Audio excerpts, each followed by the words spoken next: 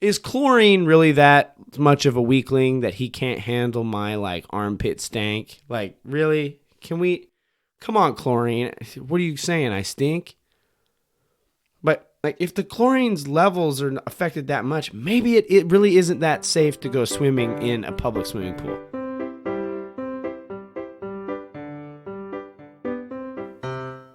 Welcome back to Privy. Privy is a podcast about toilets, recorded right here from my toilet. I am Hunter Hoover, your toilet enthusiast and host from the hot seat.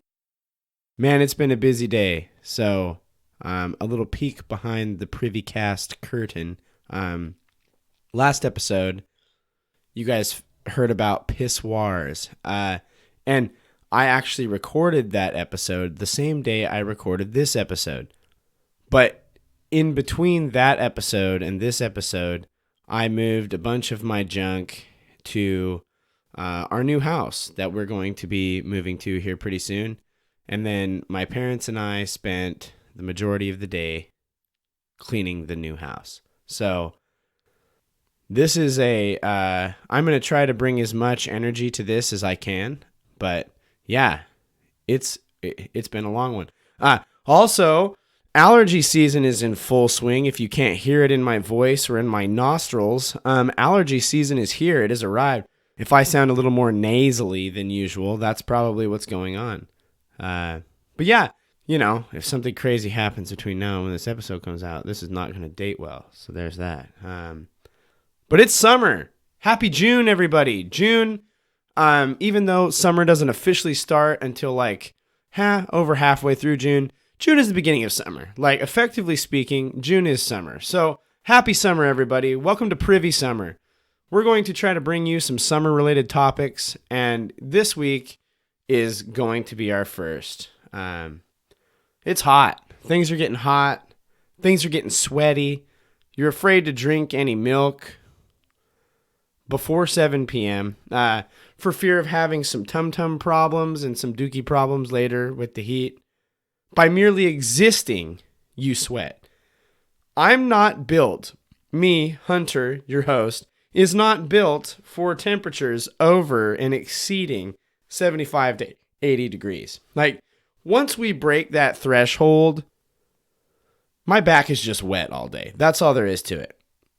But for as long as humans have been getting hot, which I think has been a pretty long time, they have looked for ways to cool themselves off. And this week on Privycast, we're going to the pool. Not really. As I already said, we're in my home restroom. I guess I'm getting a new recording studio here pretty quick with the new house. That's fun. That's exciting. Stay tuned for Privycast Recording Studio 2.0. But we're talking about pool toilets and pool privy etiquette. It's more complicated than it would seem. And there's a lot more chemicals than maybe we think we know some. But yeah, bathroom etiquette and pool etiquette in the area of like privies and pools is essentially divided up into two distinct areas. There is the locker or changing room etiquette and privy situation. And there is the poolside manner, the etiquette that pertains to you on the deck of the pool. So, welcome to the pool. Some kid just ran by, he's got his floaty on, he just slipped and ate fat dirt. He's like crying, but the lifeguard still feels the need to the whistle and yell at the kid, no running, even though he just scraped his knee big time. You got the kid that's huddled on the end of the diving board and he's shaking for his life. And then his big brother just pushes him and he's falls into the pool. Welcome to the pool. You've arrived. And if you're like me, you now have been met with a new level 1 grade of anxiety just by merely being in the presence of a swimming pool. And as far as etiquette and privy etiquette go when it comes to swimming pools, there's just going to be one thing that's really going to boil it all down and make it really simple. And that's this. Just go to the bathroom before you go to the pool area. Like, that's going to save you from 90% of the problems that you have. If you're concerned about locker rooms and changing room bathrooms, go to the bathroom before you arrive at the pool. Just, void your system. So that, end of the episode. No, I'm just kidding. The other thing is that it is expected that you shower before you get into the pool. Now, I'm going to admit to you a poolside sin here on the podcast to you. And that is, I mostly always just skipped the pre-pool shower growing up. My thinking is, why do I need to shower when I am getting ready to put my entire human frame into a large body of chemicaled water that should be able to clean or disinfect me in some way? And so I never showered before I got in the pool. And some of you are going to hear that and you're going to go, who is this deviant ne'er-do-well? And I'm sorry, but it's honesty time. I never did it. But in looking these things up and seeking these things out, I have found that showering before and after your time in the big pool are important. And this is a reality I mostly skipped. Like, I could not have cared less. Before or after. I never showered after the pool. I literally just got clean. Why do I need to get post-clean? And in finding answers to why a person would need to shower before they got into a pool full of disinfectant, the answer is essentially not to clean you, it's to preserve the disinfectant. Showering before you swim helps wash extra sweat, oil, lotions, and other hygiene products, materials that are on a person's body, detergents in swimsuits, helps rinse those off, wash those off, get them nasty little things out of there before you get into the pool. And this is in hopes that the chlorine in the pool, quote, the chlorine in the pool would last longer and be more effective in fighting other bacteria and concerns. To me, I'm not sure how much it's going to matter. At this point in my research, I'm thinking to myself, okay, like, is chlorine really that much of a weakling that he can't handle my, like, armpit stank? Like, really? Come on, chlorine. What are you saying? I stink?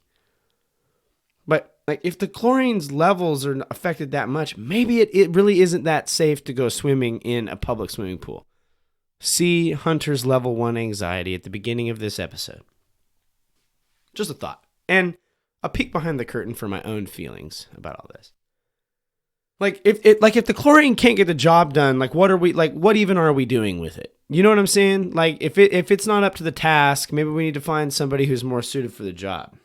So, they say to shower before you get in the pool because it'll help the chlorine do its job longer and more appropriately, and I don't know.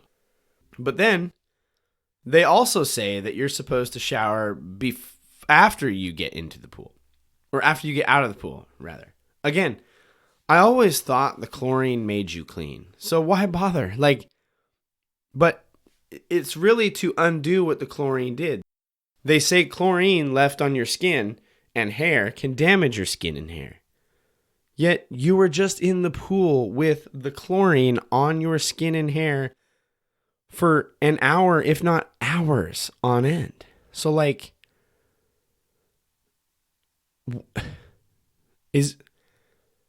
how concerned can we really be? I guess to me it seems inconsistent. Unless you are dirty or really sweaty, like if you've got like mud and dirt on you, take a dang shower. But that's just basic cleanliness. Like, that's not pool etiquette.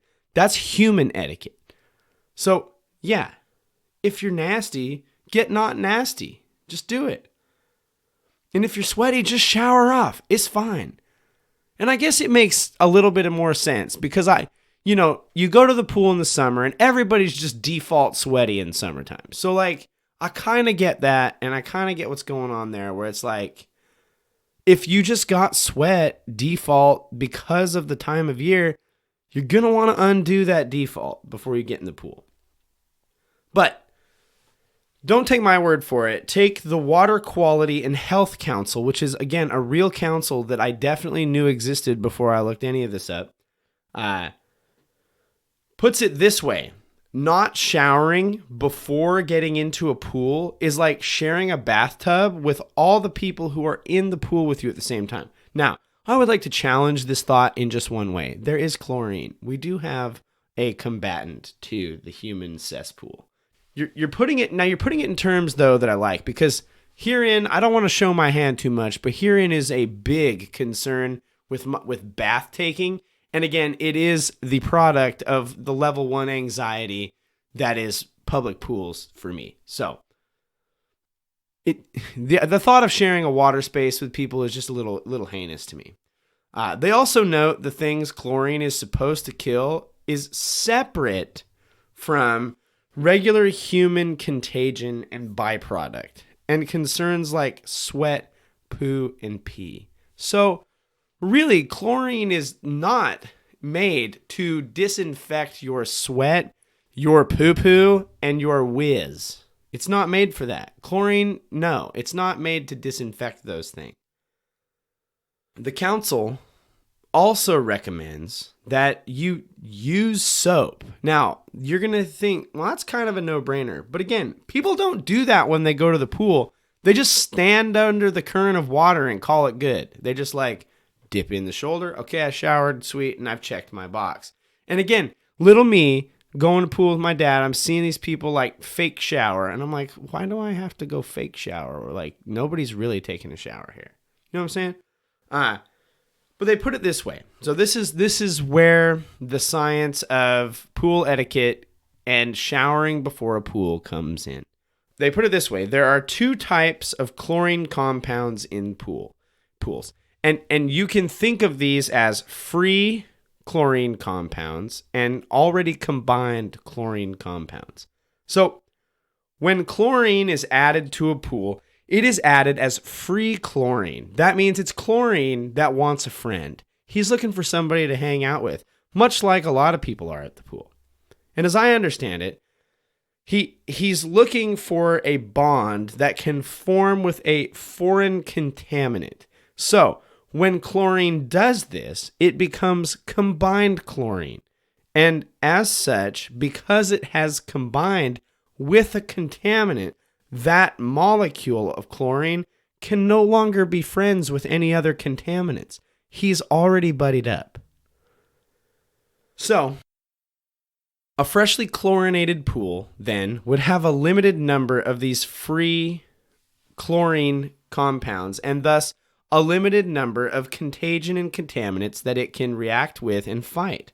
Thus, showering helps lower the effect of your body against the chlorine. It makes the chlorine last longer. Voila.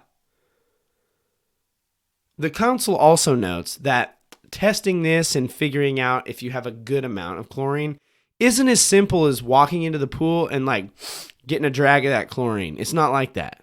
Because they point out that like often when chlorine begins to react with too many contaminants, it actually gives off more of that overly chlorinated smell. And so it could be that a pool that has too strong of a chlorinated smell has one of 2 problems. It has too high of a chlorine count, which could be damaging to your skin. Probably going to be fine.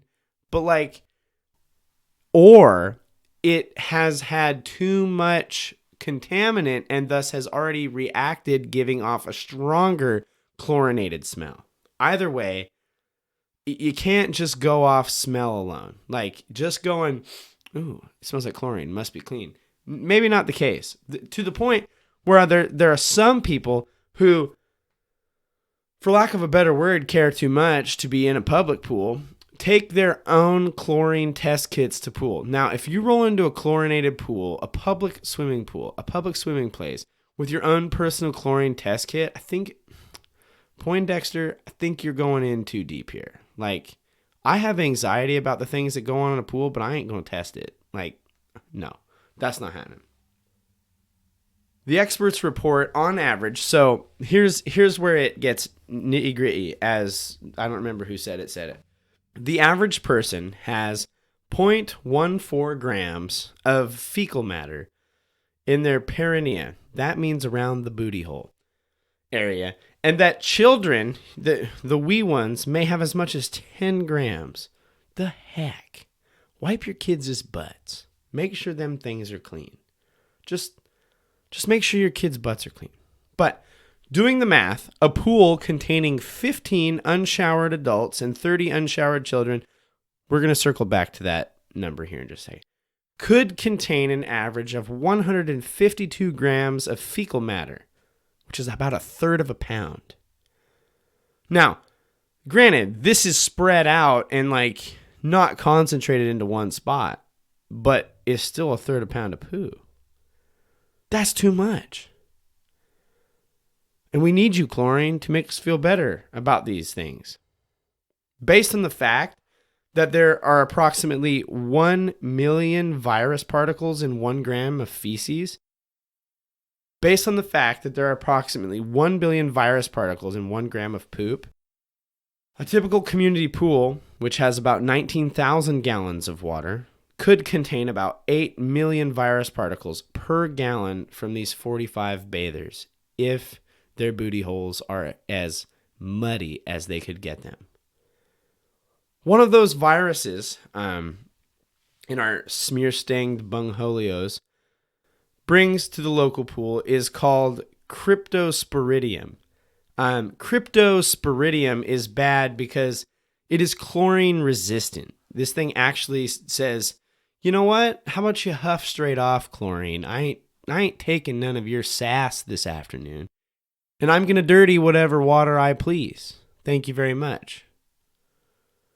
Cryptosporidium causes diarrhea symptoms in an illness that is commonly called crypto, which at best produces everyone's favorite bathroom phenomena, the runs, and at worst can lead to respiratory problems. It's ghost diarrhea, crypto diarrhea, because it seems to appear as if from nowhere. No one wants Danny Phantom diarrhea. No one wants that. I ain't scared of no ghosts, but I do not like diarrhea. So stay away, crypto. You're bad. And we need to get better chlorine that can fight this stuff off. That's all I'm saying. A Dutch research team said that the recommended time in a rinse-off shower is 30 to 60 seconds. And after that, the amount of time that you spend under the water doesn't really matter much. Now, this is what I would say. To all these gentle fellows that I saw like fake shower when I was growing up at the pool, it's like, do something besides stand under it for 3 seconds. Like, if you're gonna shower, do it. Otherwise, you might as well have just been like me and done nothing. That's all I'm saying. If you use soap, it's even better. The data has swayed me in some way. Showering is good, but like, it's a public pool. And there's going to be some randy stuff in there anyway. So just be careful with it. You know what I'm saying? Like, just, no. But the other thing that you have to keep in mind here is, you know, all this like, no, so many grams of fecal matter, la-di-da. Okay. When you're doing that like 30-second shower, you're standing under the thing, how much of that water is rinsing off your bee? Unless you're taking a naked shower, which every single guy that I ever saw at the pool growing up, I say growing up because I don't remember the last time I was like a public swimming pool. Thanks, COVID. But yeah, every single one of them is wearing their swimsuit underneath that shower. Every one of them. So is it really rinsing off the poop hole? Like, is it actually, or are we just making ourselves feel better about things? It's like a pre-soak. Other important locker room and changing room etiquette to consider is Don't leave your bathing suit and other wet things laying around. Like, pick that crap up. Nobody wants wet floors in a swimming pool, like, changing room. I know it's a pool and there's water everywhere, but like, the water should not be in the places where like you don't want water. Do your best. Like, you're gonna dribble, you're gonna drip because you were just in a pool, but like, try to contain it. Don't just like dribble and then like leave all your wet stuff laying around. Don't do that noise. If they provide the towels, put the used towels where they're supposed to go. This is primarily in a hotel situation. They will often have pool related towels. This is a sorting thing. They have special towels for the pools and special towels for the rooms. And I don't really like, I'm guilty of this, but like, try to not mix them up, you know? And my thing was always, well, what if I go down to the pool and they don't have pool towels? Take your room towel with you just in case, but if they have pool towels, then swap over. You know what I'm saying? Yeah. And for now, wear your mask in the changing room. Like, things are opening up. Things are getting better and brighter and happier. But still wear your mask in the changing rooms. We're not quite out of the woods yet. You don't have to wear your mask in the pool. Every guideline that I looked at says, yeah, you should not be wearing your mask in the pool, which makes sense. That's a waterlog problem. This will help pools and community centers stay open this summer. Give us something to do. The movie theater in the town that I live in here in Albany, it just opened again yesterday for the first time in a year, in a couple months. Keep stuff open. Just do it. It's fine. A lack of showering is one concern, but what if the contaminant comes from within while you are in the pool? There's something about going to the pool and getting into the pool that causes digestional and bathroom concerns. And with that, it's time for a mid-episode segment of Hunter's Anecdotes to keep you afloat.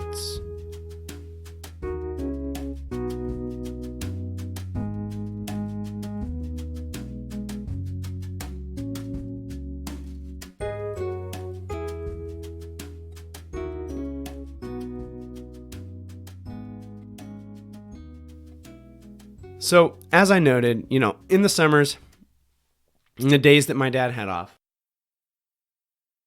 I remember distinctly like getting just jazzed about getting to go to Gibson Pool in Montana. And, I would look forward to going to the pool with my dad all week long. But like clockwork, every single time, like the day it was time to go to the pool, I would just get this like low-grade anxiety about having to go to the pool. And every single time it manifests itself in the same way. I would get the poo-poos. I would get the squirts like right before I had to go to the pool.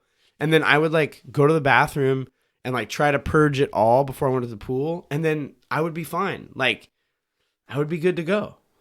No problems in the pool. But like, and I don't know if this is a thing. I couldn't really find it. But like, I definitely have pre-swimming anxiety. And I don't know what that is. But I distinctly remember summer after summer getting ready to go to the pool, and sure enough, like, I gotta go to the bathroom, and it hits me in the worst way.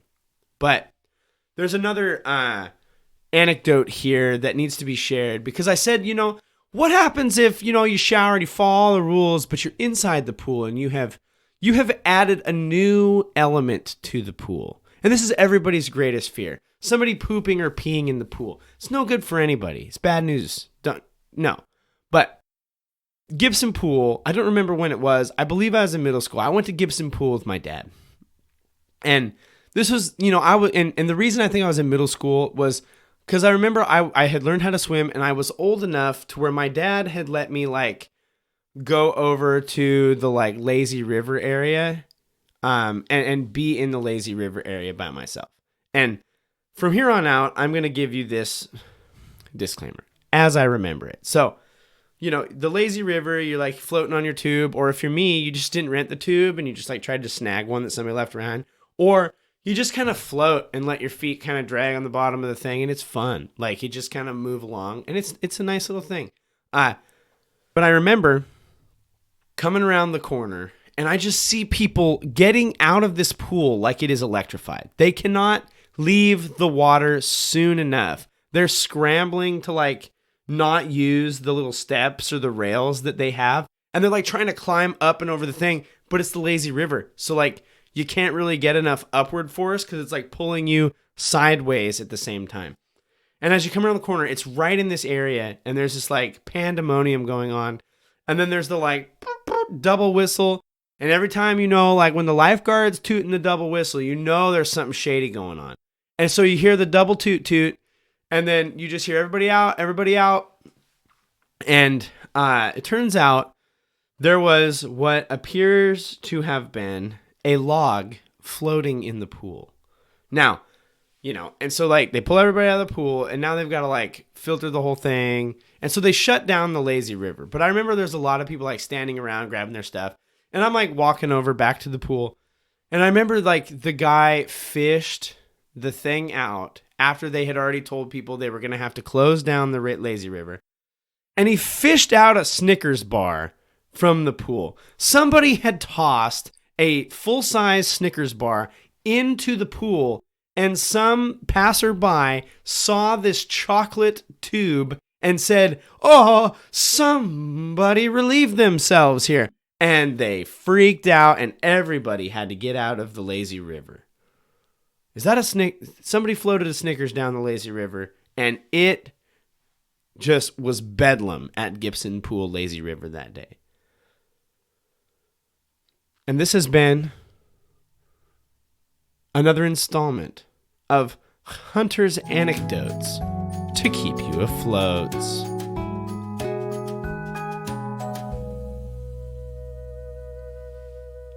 People pulling not just a Snickers, but a real go in the pool has been a concern when it comes to pools since the beginning of pools. And kids are the worst for this. This is also why you don't want to go to the pool if you have diarrhea. Now, I just admitted to be having but it went away. I promise. You don't want to you don't want the back barricade to fail. Like, the back gate needs to remain shut when you are at the pool. Little kid swim diapers are a feat of human ingenuity, and they seem to hold an infinite amount of liquid. But not really, because there is a limit. But what is fascinating about little kid swimmy diapers is it seems that only the liquid that is produced on the inside of the swimmy diapers contributes to the total amount of absorption that the diaper is doing. The pool of the water is not sucked up like the diaper is SpongeBob. No. It's amazing. It's a wonderful thing. But these swimmy diapers are not designed to hold what is inside them for a long time. And when it doesn't, ladies and gentle people, we have a breach. Don't go to the bathroom in the pool. It's a no-brainer. If you're able to control your bathrooming, don't do it in the pool. And if you aren't, don't go to the pool. Like, if you can't control your bathrooming, don't go to the pool. Or if you are in charge of a small child who may not be very good at controlling their bathrooming, just keep an eye on them. You know when a kid has to go to the bathroom. Get him out of there. Keep that diaper fresh. Keep that swimmy diaper fresh.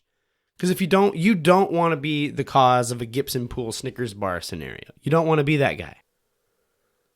Next, we need to dispel some myths about pools and urine. Pee does not turn the pool water blue. Never has. This is a movie trope that they use to give an invisible phenomenon a visible component and gag.